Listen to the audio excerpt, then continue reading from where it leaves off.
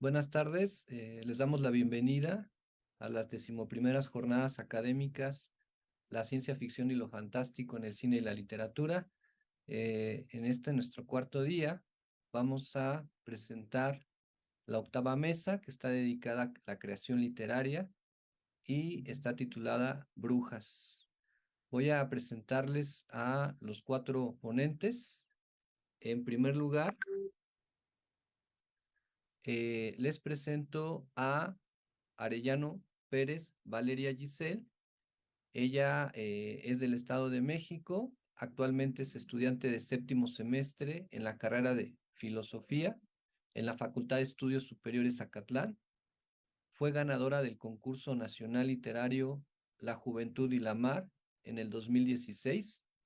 Tiene un solo poema titulado He querido irme, publicado en la revista Tabaquería.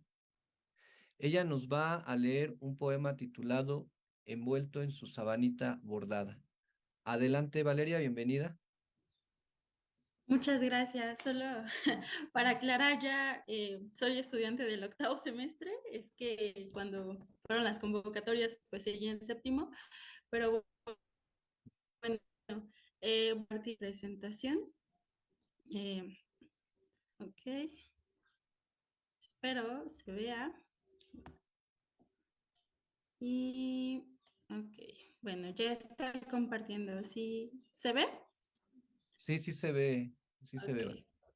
Vale, perfecto. Bueno, antes de comenzar a leer mi poema, quisiera dar un poco de contexto de lo que se habla, pues precisamente en este poema, ¿no? Primeramente, tengo que decir que aunque generalmente la brujería se entiende como un solo tipo, esta pues abarca mucho más cuestiones, tales como pues es la cultura, la geografía, pues en el sentido de la ubicación, y estos aspectos son los que nos dan diferentes tipos de brujería. En este sentido podemos encontrar brujas dedicadas al vudú, otras que son de las más famosas, las que son de Wiccas o aquelarres, que son este tipo de brujas europeas, pero nosotros nos vamos a centrar específicamente en los tlalhuepuchis, que son un tipo de brujas pertenecientes a, pues, al ocultismo mexicano.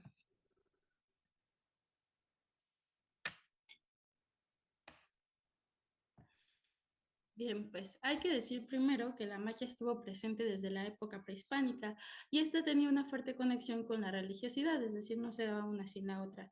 Hombres y dioses tenían la obligación conjunta de mantener el ritmo cósmico mediante ritos y ceremonias. Sin embargo, no cualquiera podía ser brujo.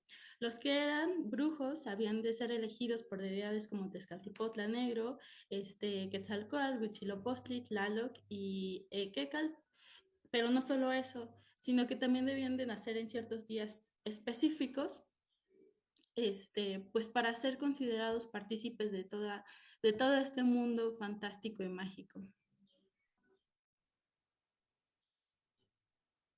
Bien, como ya decía, pues estamos hablando específicamente de la brujería en los nahuas, y esta distinguía a los hechiceros y los brujos. Los hechiceros eran más conocidos como aquellos que practicaban pues charlatanería. Sin embargo, los hechiceros y los brujos son pertenecientes a el género masculino y nos vamos a centrar específicamente en el género femenino. En este encontramos, encontramos a las Metzocopinqui y a las Tlalhuepuchi. Las primeras eran aquellas que de noche se arrancaban las piernas y se ponían alas de petate para volar, y que en la época colonial fueron confundidas con las que les decía anteriormente, estas brujas pertenecientes a los aquelarres o las Wiccas, que fueron las brujas europeas. Y por otro lado tenemos a las Tlalhuepuchi, que, bueno, su nombre viene del náhuatl, que significa ahumador luminoso, y eran mujeres que tenían la capacidad de convertirse en seres luminosos, lo que se conoce como las bolas de fuego, y al igual que los nahuales, que son de categoría masculina, tenían la capacidad de convertirse o fusionarse con animales.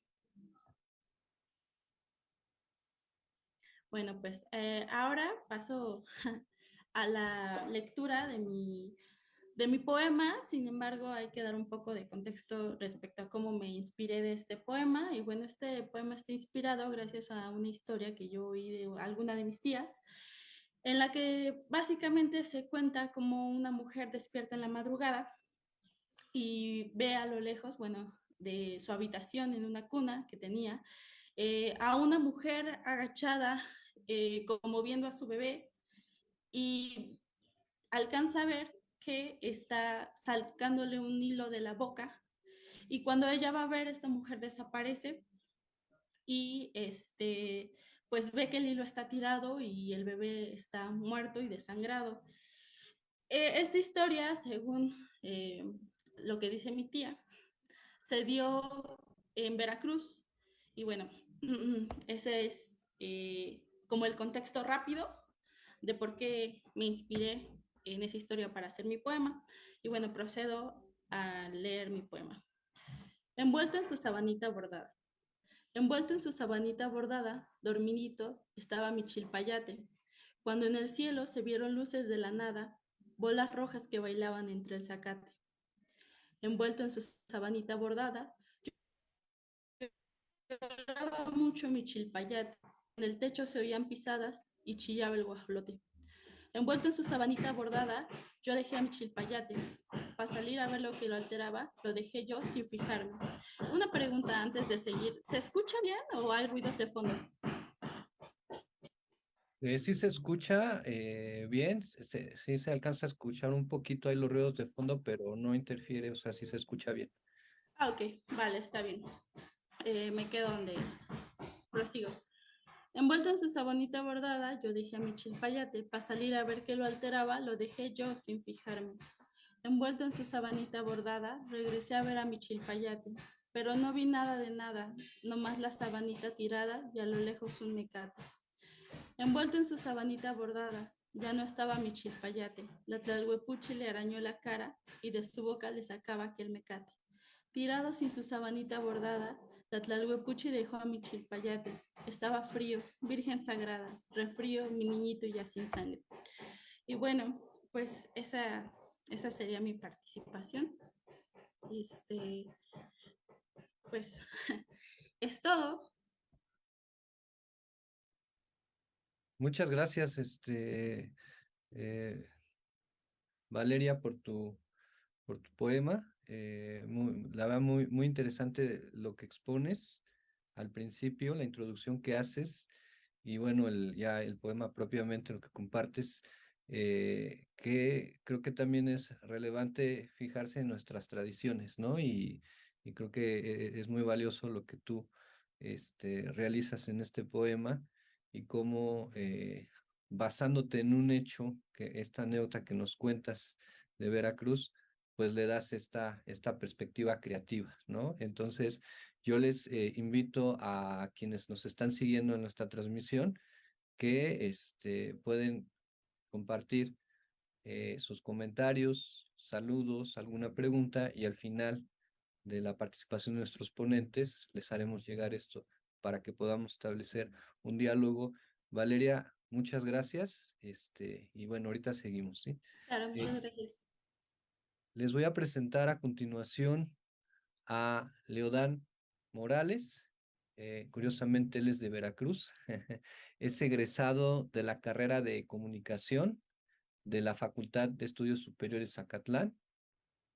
Ha publicado su obra literaria en la revista de la Universidad de México, la Universidad Autónoma del Estado de México, la Universidad Autónoma de Aguascalientes, la Universidad del Claustro de Sor Juana, así como también ha publicado en otros países como Colombia, Argentina, Perú y Estados Unidos.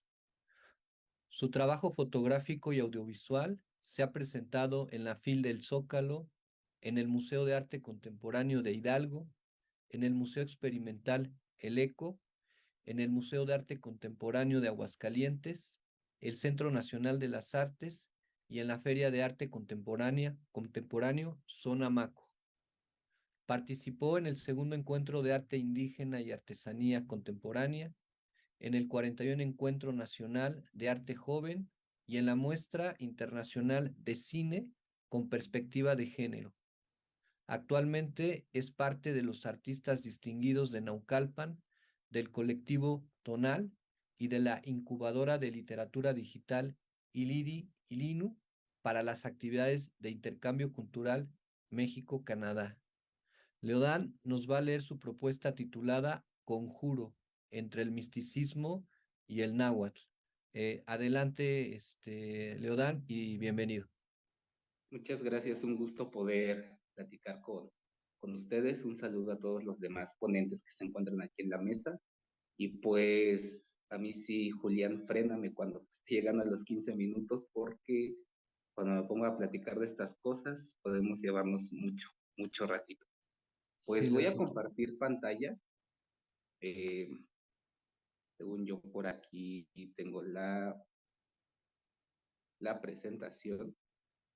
Pero mientras les voy contando un poco acerca de lo que voy a hablar.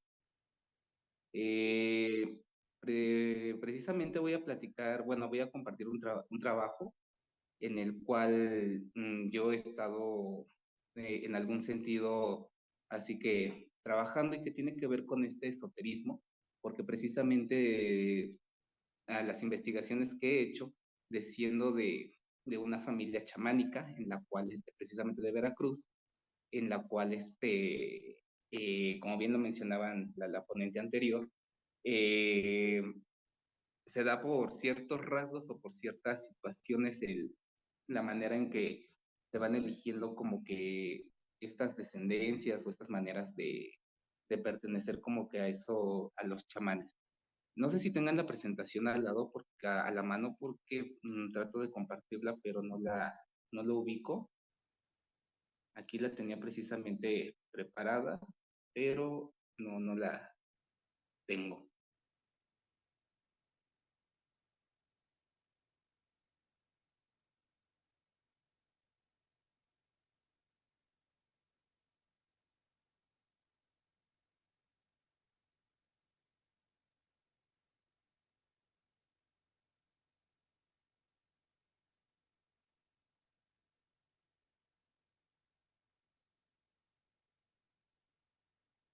Entonces, nos voy a seguir tratando en este momentito de compartirla.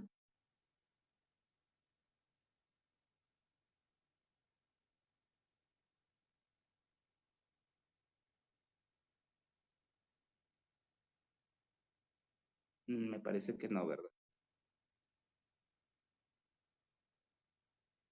No, no se ve ninguna Ok, presentación. de todo.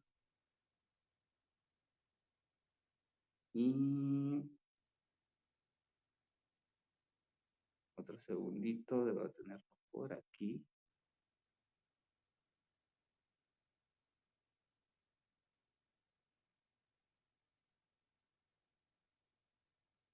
Y si no entiendo por qué no me sale precisamente la acababa de descargar, precisamente para evitar esta situación.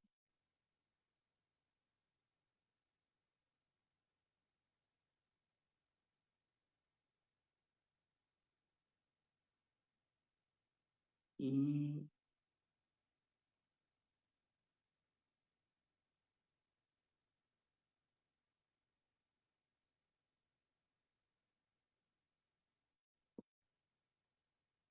bueno, entonces no la tienen a la mano, ¿verdad? Yo tengo lo que nos mandaste a las jornadas con Es la tutorial. presentación. Eh, Viene en Word. No, es Este, un PowerPoint que compartí ayer. No sé si la tengan ahí. ese no lo tengo. Yo lo que tengo lo de Word donde viene tu poema El Conjuro. Ok, entonces voy a ir observando la presentación que tengo aquí y les voy como que compartiendo un poquito acerca de lo que aquí tengo. Solo quiero saber si me sigo escuchando bien. Sí, te escuchas perfecto.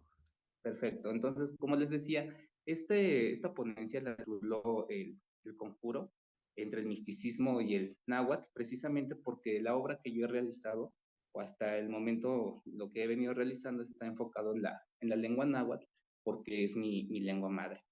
Empiezo hablando de la importancia de la palabra dentro de la cultura náhuatl, su misticismo y los rituales que aquí tenemos, porque realmente las regiones náhuatl o las regiones donde hablamos náhuatl, no hay un registro escrito. Casi todo lo que se ha ido llevando es se comparte de manera oral. Sí están las academias y todo eso, pero muchas veces nosotros mismos como pobladores consideramos esto como un extractivismo, como que extraen aquello que nosotros podemos compartirle como conocimiento para que quede nada más circulando entre academias, y son precisamente estos documentos los cuales nunca nos llegan a las bibliotecas de los pueblos, de las regiones, o no podemos como tener contacto a esas tesinas, esos tesis, esos artículos, esos libros que se realizan a partir de lo que les proporcionamos, pero que bien no podemos tener acceso. Es por eso que la importancia de la palabra es bastante interesante, la palabra hablada, lo cual viene desde lo ritual y lo místico, que muchas veces estos verbos en náhuatl que están hechos para lo místico, para lo ritual, transitan a lo cotidiano para poder explicar fenómenos más cotidianos, pero sí con tintes esotéricos o con tintes más o menos ya mágicos. Algunos ejemplos que les traigo, una de las primeras palabras que quiero compartir es tlatolo, que esto es un adjetivo que se aplica a un objeto al cual se le ha dotado poder a través de las propias palabras. Es decir, nosotros como habitantes de estas regiones podemos tomar un objeto, por ejemplo, un audífono, si se alcanzan a ver, a partir de ciertas palabras de poder, dotarlo para transformarlo en un amuleto. La otra que les quiero compartir es otro verbo que es el ishnahuatí, que la traducción literal es encargar con la mirada. Y esta se trata de un verbo que se usa cuando una persona le encarga mediante palabras que algo le ocurra a otra persona, esto como consecuencia de una ofensa que se haya producido o por el solo hecho de que no sea de su agrado. Quiero hacer notar que hasta este momento no hemos ocupado la figura de ningún chamán o de ningún brujo, porque estas palabras pasan a lo cotidiano, dando este poder esotérico, este poder místico a todas las personas. Y algún otro ejemplo, bueno, el otro ejemplo que traigo es el de Tonantzin, que muchas veces lo mal traducimos como que solo significa virgen o es Virgen de Guadalupe, pero Tonantzin es en sí una palabra que se usa para referirse a una deidad a quien se le rendía culto en busca de favores mágicos o ayuda. Su traducción directa es como nuestra pequeña madre o nuestra madrecita, a tal grado que Tonantzin también tiene su plural, que es Tonantzitzi. Entonces aquí nos estamos refiriendo a un grupo de deidades que cuidaban, protegían y concedían favores, y que pues a la llegada de los conquistadores, al ver esta similitud entre este panteón de deidades, digamos, nahuas, y que tienen como que similitudes con santos y santas, se da como esta similitud de las Tonantzitzi. Ahora sí, bajo este contexto, quiero decirles que es en lo que baso mi obra, y les voy a leer unos fragmentitos de unos poemas que traigo, bueno, un poema y una microficción. El primero se llama El Conjuro. Este está publicado en un libro de artivismo que fue editado por la Centro Cultural de California en los Estados Unidos, si no mal recuerdo, y dice así: escurre la tinta palabra desde las páginas del libro. Revélame el verso ausente, conjuro de tu reencarnación, 12 cantos, 12 cascabeles, lengua profana, alquímica, poesía de ensoñación eónica, oculta en las cuencas momificadas. Tlatolo, tlatolo, tlatolo, tlatiuchihuatet, tlatiuchihuatat, tlatiuchihualton, amotitonal pitzahuase, tlatihualas. Este es un fragmento en el que yo ocupo tanto la lengua española como la lengua náhuatl para mezclar precisamente estas dos vertientes en las que yo me he ido moviendo a través de mi crecimiento, de mi nutrición, de toda esta formación de identidad, que sí tengo como que estos rasgos tanto de lo citadino, lo urbano, como con lo ritual, lo místico, chamánico y rural, por llamarlo así. Es por eso que mezclo siempre esto, o procuro mezclarlo en mi obra, para que para dar como que ese sentido de lo que realizo y que va precisamente con la identidad que yo llevo. El siguiente que les voy a leer se llama El Brujo y va a ser apenas publicado en un libro en Colombia que recoge precisamente microficciones o microescritos que hablan sobre este misticismo y al igual que la ponente anterior, está basado en una historia que vivió mi papá y que yo la traté de hacer una ficción pequeña. Y dice así, El Brujo, un trozo de carne para hacer sufrir al enemigo, un trozo de carne para enfermar al hombre sano. El cuerpo transfigurado en guajolote glutea palabras místicas frente a la tumba del recién sepultado. De la tierra removida brota la mano del difunto con un pedazo de carne entre los dedos. El guajolote, ahora perro, toma el cadavérico obsequio con el hocico.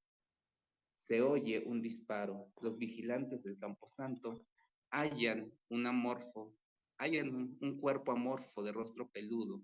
Lleva la bala entre los ojos y la tajada de carne entre los dientes. Se transforma de nuevo en humano. Por la mañana repiquetean tristes las campanas del pueblo. Anuncian que alguien ha perecido. La gente reunida en el atrio observa quién falta y quién sobra. El hijo del sacerdote ha muerto. Esta historia se basa en que antiguamente cuando alguien moría en la región de la que yo soy, su tumba tenía que ser vigilada. ¿Por qué? Porque ya sea el brujo, bruja, chamano o chamana, iba precisamente a los panteones o iba con estos recién muertos para agarrar la carne del recién muerto y precisamente con eso realizar un conjuro con muchísimo más poder para que todas estas cosas funcionaran y se fuera como que realizando esto. Y bueno, finalizando, desgraciadamente como no logré compartir la pantalla y tampoco estuvo a la mano la presentación, bueno, el plan original era mostrarles un audio en el cual ocupo palabras de poder para crear como ambientes sonoros precisamente a manera de formato artístico o a manera de alguna sonoridad artística, por así decirlo, pero al final decidí mostrarlo desde la performance, desde una performance que yo realicé en diciembre en un festival que se llevó a cabo en Aguascalientes, en el cual retomando el ancestral rito de la lectura de los granos de maíz para contestar preguntas, lo retomo las palabras de poder, retomo los rituales para presentarlo en una plaza pública e invitar a las personas a que les hiciera una lectura. Mientras las personas yo les realizaba la lectura y contestaba sus preguntas, ellos y ellas iban haciendo dibujos a partir de las respuestas que yo realicé, de las respuestas que yo di, y con eso se generó un libro, el cual está en línea, procuraré compartirles el link, en el cual están como que todos estos dibujos, lo cual es una especie de juego o una continuación del performance para quien quiera consultarlo, haga una pregunta al aire, escoja una hoja al azar y a partir de su dibujo autointerpreta. Claro que si el CID está de acuerdo, podemos llevar a cabo esta performance en la facultad para seguir nutriendo este libro, seguir nutriendo estas lecturas. Y pues, para no extenderme más, eso es lo que tengo, bueno, estuve preparado, es la propuesta que tuve para precisamente estas jornadas que se llevan a cabo, en la cual estoy muy feliz de poder participar y espero no haberme ido como muy rápido. Cualquier duda, comentario, pues, en el momento de preguntas y respuestas. Muchísimas gracias. Muchas gracias, Leodan, muy interesante y claro que sí, yo espero que los que nos están viendo hagan sus comentarios para que en un ratito se establezca un diálogo. Veo con mucho agrado cómo a partir de experiencias reales de la vida cotidiana, ustedes, tanto Valeria, en tu caso, Leodan, y como veremos también en un momento, Alejandro, basándose en algún hecho real, hacen una experiencia estético-literaria y lo comparten. Por ejemplo, el performance que tú mencionas y eso me parece también muy valioso. Y ahora, concretamente, lo que tú haces tiene que ver con la cultura náhuatl de la que tú formas parte y me parece también relevante que a partir de ti y de tu propia cultura, tú lo que busques es creativamente, de manera lúdica y creativa, acercarnos un poco, aproximarnos un poco a esto de lo que tú formas parte.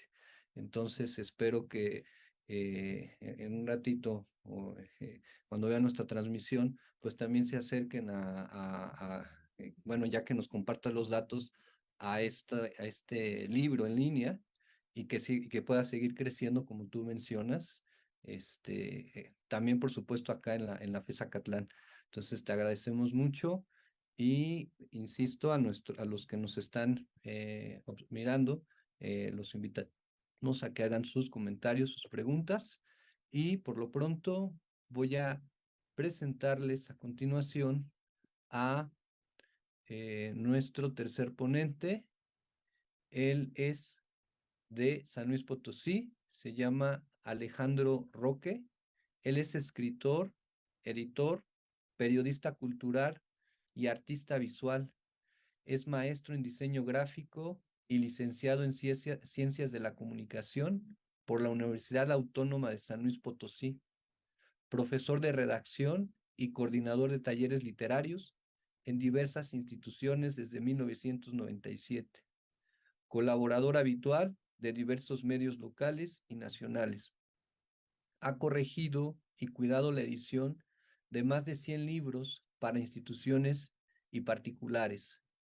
Su obra reciente es La bruja huachichil, Palabras para otra magia, Ponciano Arriaga, El Colegio de San Luis, 2021. Y también su obra Fuera de mí, Eufemismos para ciertas locuras, El Diván Negro, segunda edición, 2022. Ha obtenido premios en artes plásticas, fotografía, periodismo y literatura. En literatura destacan el Premio Manuel José Otón, Narrativa, con novela en el 2019 y cuento en 1999. Obtuvo también el tercer lugar en el concurso internacional de cuento Dorian, Perú 2005. Obtuvo una mención para publicación en el primer Premio Nacional de Novela Ignacio Manuel Altamirano en el 2005 y el primer lugar en el tercer concurso nacional de cuento campirano Marte R. Gómez en Chapingo, 1998. Y además obtuvo la mención honorífica en el concurso nacional de cuento Otto Raúl González, Iste Cultura, en el año de 1994. Alejandro Roque nos va a leer su propuesta titulada La bruja huachichil, una novela sobre un caso real en San Luis Potosí. Bienvenido, Alejandro, y adelante, es tuya. Muchísimas gracias, Julián. Gracias a todo el comité organizador de FES Acatlán, al CID por el apoyo técnico. Y bueno, quiero invitarlos a conocer este material, esta novela, más que, bueno, platicarles de la novela en sí, les platicaré en qué se inspira. También, como los casos anteriores, como los compañeros, es un caso real el que da pie a esta novela. Se trata de una mujer que en 1599, a 7 años de la fundación de San Luis Potosí, es juzgada por bruja. Se le acusa de hechicería, de haber matado a un indígena, simplemente tocándole la oreja con una pluma, con una pajilla. Se le juzga y al día siguiente de que la prenden, la ejecutan en la horca, en el camino de San Luis Potosí, que era la ciudad de los españoles, al pueblo de indios de Tlaxcala. ¿Sí? San Luis Potosí, tras ser fundado, es rodeado, es resguardado por varios pueblos de indios. Entonces, de los más antiguos son Nuestra Señora de Tlaxcala, donde pueblan sobre todo, no solamente, pero sobre todo, indígenas tlaxcaltecas que vinieron a apoyar la conquista de estos territorios salvajes, según los conquistadores, y el pueblo de Santiago, que eran más bien tarascos, pero en esos dos pueblos, como en los otros pueblos que ahora son los barrios de San Luis Potosí, los 7 barrios tradicionales, pues bueno, había multiplicidad de culturas, de grupos indígenas, ¿sí? El pueblo de San Luis Potosí se funda donde antes, originalmente, había estado el pueblo Huachichil, pero al descubrirse las minas de San Pedro, de oro y plata, pues bueno, mandan a los indígenas más al norte, donde está Tlaxcala, y ahí es donde vive esta señora. Un día de julio de 1599, llama a la rebelión, entra al templo del pueblo, rompe las imágenes, logra que todos los asistentes salgan, los junta con los de Santiago, manda a llamar a los de otros pueblos, incluso más o menos lejanos a la ciudad de San Luis Potosí, de varios municipios, de Bocas, de Mezquitic, etcétera, Santa María. Entonces, la intención es los invita a ir a matar a los españoles, a rebelarse y que ella los conducirá a la laguna, así dice. El entonces juez de lo indígena, el justicia mayor que le dicen, Gabriel Ortiz de Fuenmayor, pues bueno, avisado de esto, va, la detiene, la juzgan, a pesar de que ella no habla español, mediante traductores, presentan testigos muy a modo, nadie la vio hacer nada, pero más bien ocultan la rebelión acusándola de bruja, ¿sí? Entonces tratan de, pues bueno, que sea rápido. El defensor, pues bueno, no puede presentar muchos argumentos. La intención es acallar toda posible rebelión. No es la Inquisición, es precisamente un justicia mayor, alguien nombrado para conciliar con los grupos y no molestar a la corona, digamos, o al virrey. Entonces, recordemos también que el norte de México, o de San Luis Potosí, de Querétaro para arriba, pues era lo que se llamaba la Gran Chichimeca. Eran grupos considerados salvajes, hasta por los mexicas, por otras culturas.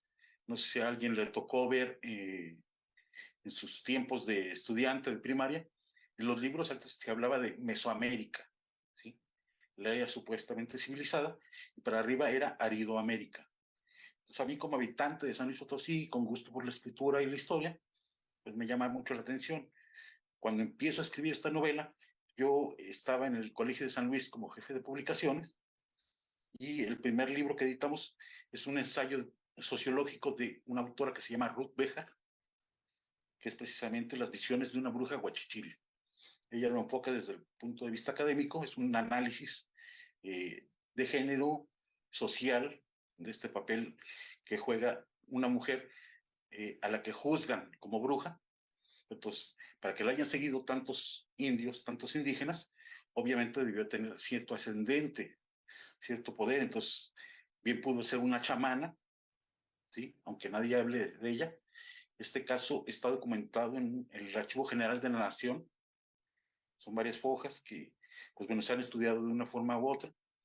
Y yo a partir de esto, a la indígena ni siquiera se le da un nombre, ¿sí? Se le llama la dicha india, la bruja, la hechicera, incluso hasta el marido o la pareja de esta señora, pues bueno, testimonia de que ella lo transformó en coyote, ¿sí? Entonces, de que a lo mejor andaba bajo los efectos del peyote cuando hubo ciertas formas. Otros sí la acusan de haber visto que mató a alguien, pero nunca hay nadie que diga que directamente así estuvo en el momento de los hechos. Entonces, les digo, todo estuvo muy a modo para la ejecución pronta de esta mujer. Es el único, como lo único que hay es el juicio, el documento real. Bueno, procedí a imaginarme cómo hubiera sido la vida de esta mujer qué relaciones pudo tener con otros personajes de la historia de San Luis Potosí, cómo fue su vida, si era una anciana, le decían la vieja o la anciana en 1599, entonces bien pudo ser una niña cuando llegan los españoles. Recordemos también que la guerra por la conquista de territorios chichimecas, que era la generalidad de habitantes de esta región, dura 50 años. Entonces ella tuvo que haber visto varias etapas, tuvo que haber visto la fundación de San Luis Potosí, pero también de los pueblos de indios. Según la historia oficial, los chichimecas desaparecen, ¿sí? Se niegan a ser conquistados y no hay registro de idioma, de formas de cultura, como se le dice ahora, pero tuvo que haberlas, ¿no? No eran totalmente nómadas. No, bueno, hay asentamientos temporales, según la naturaleza, según los eh, tiempos del año, las cosechas y todo. Pues todo eso quise explorarlo, imaginarme esta resistencia que bien pudo haberse acallado desde el oficial de esa época, y sobre todo con un personaje tan poderoso, una mujer que no habla español, que no se le da un nombre y que trata de oponerse a una cultura que se le está imponiendo, un lenguaje. En la novela tampoco tiene nombre porque ella se niega. Ella elige sus palabras para comunicar, para resistirse a lo que hay. Entonces, también no es una bruja como tal, la palabra bruja, pues bueno, recordemos que es extranjera, pero sí hay esta magia propia de un lugar que muchas veces no se conoce. Entonces, invitaciones a leer la novela, que ahorita está en el stand 104 de la Feria de Minería en la Ciudad de México, pero también a que conozcan la historia de San Luis Potosí y de otras regiones que no son tan notorias como en otros, como las culturas más grandes, digamos. Nada más les de un parrafito. Dice, los españoles no imaginaron que lo que hasta los mexicas consideraban primitivos por su falta de asentamiento permanente, les fueran a dar tanto trabajo por su desconocida forma de pelear. De ser apenas una molesta comezón para entrar en ciertas minas, al organizarse, los chichimecas pasaron a ser llagas purulentas en el cuerpo de un territorio imperial que daba sus primeros pasos.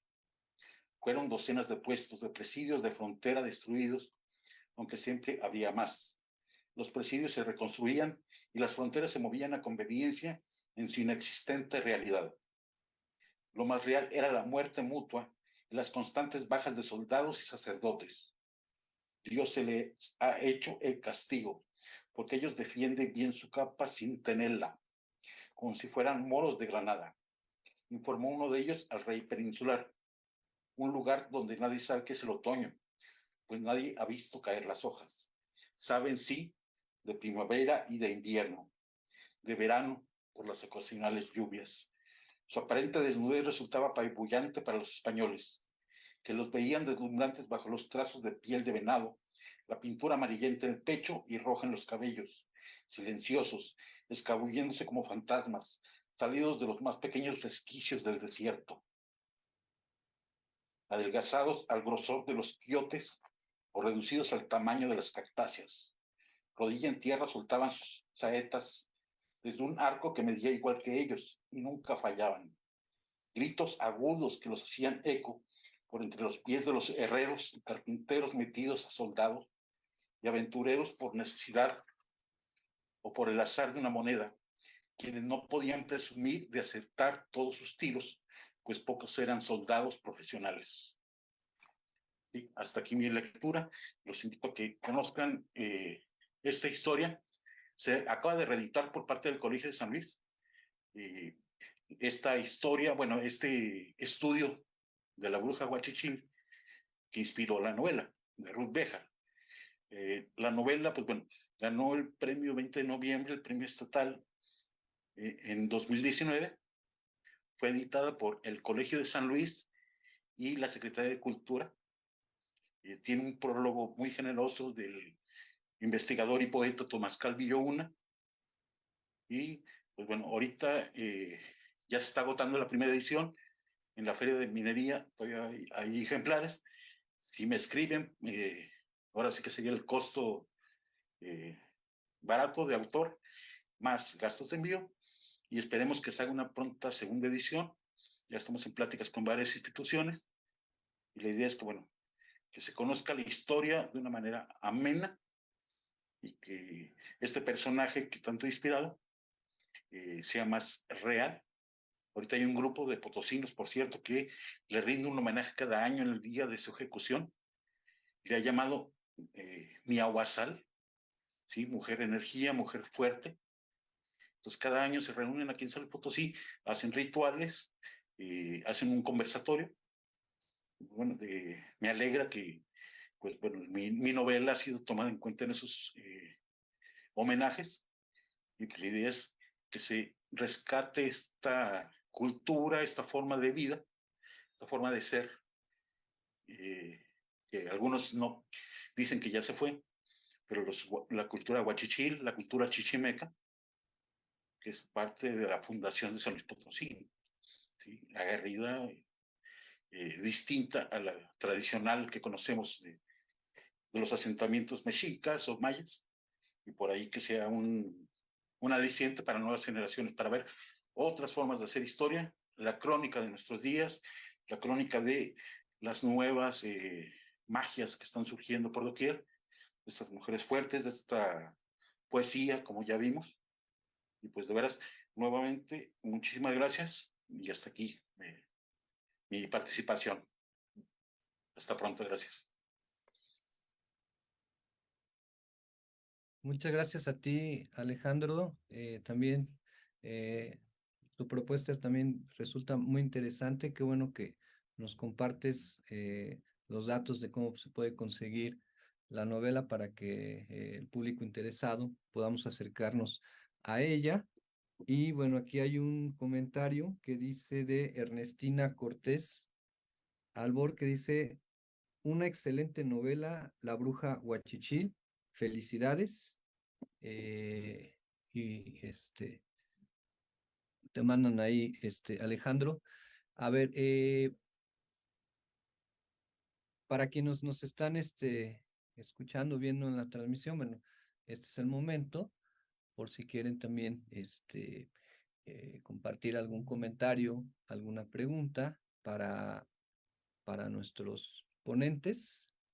Y yo, mientras se animan, por lo pronto, eh, me gustaría preguntar a Leodán, que andas por ahí, este, tú nos acabas de compartir un poemita que se llama El Conjuro. Y de alguna manera, eh, te basas seguramente en los conjuros para hacer este poema. Yo tengo una duda al revés. ¿Podríamos considerar que los conjuros, además de la función práctica que puedan tener los conjuros, tendrían un valor poético? Desde el punto de vista, bueno, primero gracias por tu pregunta, por la inquietud. Desde un punto de vista de traducción literario, sí tienen un sentido poético, pero inmenso, porque al menos en las palabras que yo ocupo en este poema, al momento de traducirlas al español o en este intento de traducción, estas mismas palabras se convierten en frases poéticas. Entonces, en ese sentido, sí tienen esta como construcción de poética como tal. Quizás no con esta métrica o con con todo esto, este sistema poético que conocemos desde el español, pero sí lo tendría en el sentido de las metáforas o la manera en que se utilizan. Por ejemplo, yo lo menciono con el tlastolo, que el tlastolo es, como lo mencionaba, tomar esto o tomar esta botella de agua y comenzarle a hablar para que a partir de eso, a partir de que yo le hablo a ese objeto, se construye un amuleto, el que me va a ir ayudando. Es también ese transitar entre lo ritual y lo cotidiano, porque bien lo podría hacer un chamán, pero también lo puede hacer una persona. Y un ejemplo que quizás se aleje un poquitito del conjuro, pero que puede ejemplificar lo que explico, es un verbo que nosotros utilizamos, que es el verbo miskustuk. Este verbo miskustuk es muy específico, porque si yo lo traduzco al español, como tal significaría estoy tomando o estoy jalando la energía del fogón o el calor del fogón porque es una tarde lluviosa de invierno o de una época fría. Esa sería toda la acción del miskutuk. Y muchos de los conjuros o palabras de poder van en ese sentido, que metafóricamente y poéticamente hablando, sí, son una construcción como tal, una construcción literaria. Muchas gracias, Leodán. De verdad, también muy interesante, al igual que lo que nos han compartido también los demás ponentes. Aquí hay una pregunta que nos dice, ¿de dónde sale la inspiración de retomar vivencias de la vida cotidiana y traspasarlas a la literatura mística? Esta es una pregunta para supongo yo que para los tres ponentes. Entonces, no sé si quieran contestar en el orden en que participaron, empezando por Valeria. Repito, la pregunta es: ¿de dónde sale la inspiración de retomar vivencias de la vida cotidiana y traspasarlas a la literatura? Ok, bueno, al menos en mi caso, bueno, primero, pues muchas gracias por la pregunta. Al menos en mi caso, yo creo que eh, el arte en general, no solo la literatura, pues busca esto, ¿no? Una encapsulación de las vivencias cotidianas que como comúnmente vivimos en esta rapidez, justo esto es lo que hace el arte, encapsular y ponernos un instante de reflexión, este instante de experiencia estética que justo se retoma de la cotidianidad.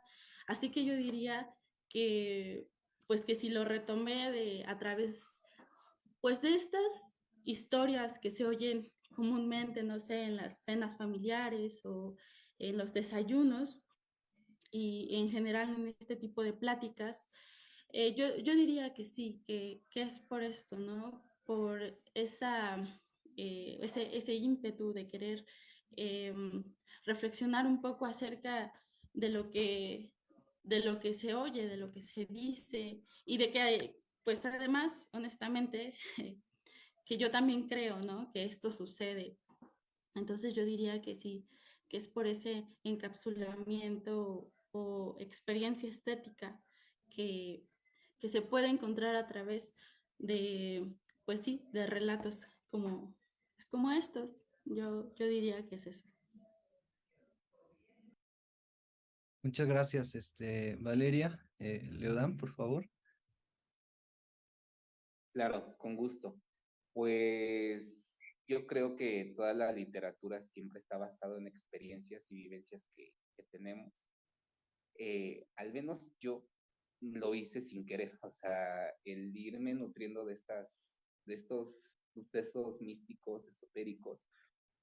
Sí realicé los cuentos, bueno, sí he realizado cuentos, poemas, estos performances, videos, ambientaciones sonoras, pero muchas veces fue sin querer, sino como a manera de jalar como que estas situaciones para poder compartirlas, porque siempre he creído, sigo creyendo que la mejor manera de ir conociendo todo esto es preguntarle a quien ha crecido, quien está en directo conocimiento con esto. Entonces llegó un punto en el que creo que fue en algún otro encuentro que precisamente hablaba de estos temas. Al momento de ir seleccionando lo que he realizado como trabajo artístico, me di cuenta que tenía un compendio, quizás no muy grande todavía, de todos estos elementos esotéricos. Y es cuando que empecé a hacer esta división y empezar a nutrir un poquito más.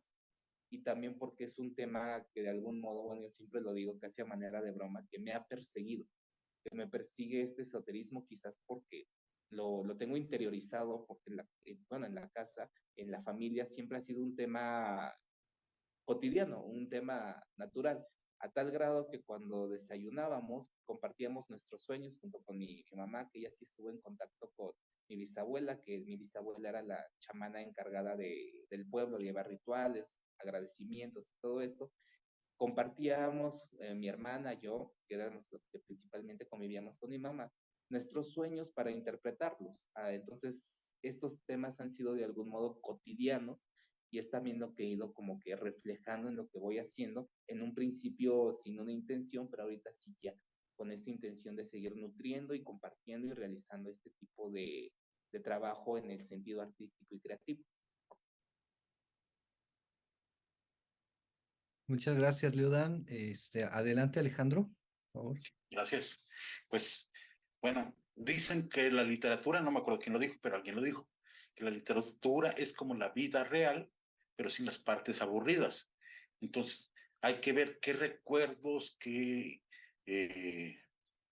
cuestiones que vemos, personas, actitudes, nos pueden servir para escribir y cómo lo trasladamos a qué tipo de historias, ¿no? Preguntaban, hay historias místicas, pues bueno, siempre hay una magia en ciertas personas, en ciertas situaciones, las coincidencias, ¿no? El horóscopo o lo que sea, nos lleva a pensar que la vida tiene un sentido, que todo sucede por algo. Entonces, bueno, por ejemplo, para la bruja, pues el otro personaje muy importante, bueno, fue Luz, mi pareja, que, pues bueno, ella nació en Huaxcamá. Entonces, pues bueno, leyendo, a ver, queriendo saber un poco más, bueno, Huaxcama es una palabra huachichil, ¿no? Sí, una de las parcialidades chichimecas que habitaban la región. Entonces, bueno, se une a esta mitología que fui creando a partir de la lectura del juicio a la bruja huachichil, a la así llamada bruja huachichil o la mujer sin nombre. Pues otras situaciones así de vista de, por ejemplo, una persona que no podía ver también se unió a la descripción de la señora.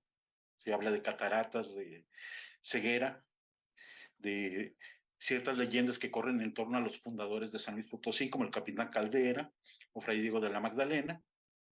Entonces, bueno, cómo pudieron unirse, dónde pudieron encontrarse para crear esta historia. Entonces, la intención es que, bueno, todo puede servirnos, todo puede ser pretexto para escribir. Ya después habrá que limar, habrá que corregir, tallerear, pero la intención es que, bueno, estar con las santañitas, dirían algunos, bien atentas, buscando las historias y cómo las podemos unir a esa intención, a ese gusto, a esa propuesta. Todos tenemos una historia que contar, nada más hay que ver qué detalles entran en ella. ¿Sí?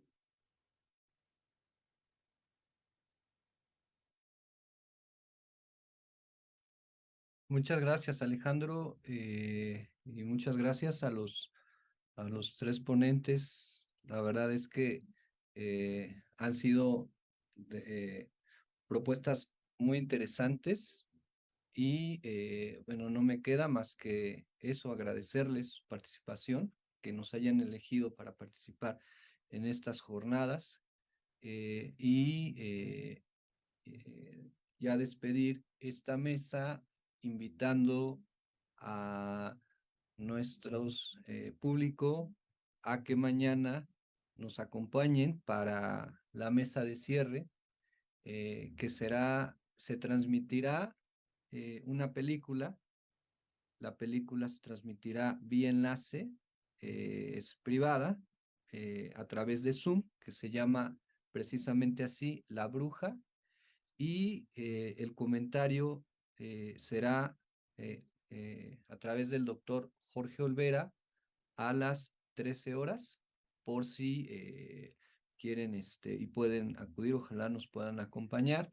Y bueno, pues agradecerles mucho a quienes nos están viendo y nuevamente a los ponentes por su participación.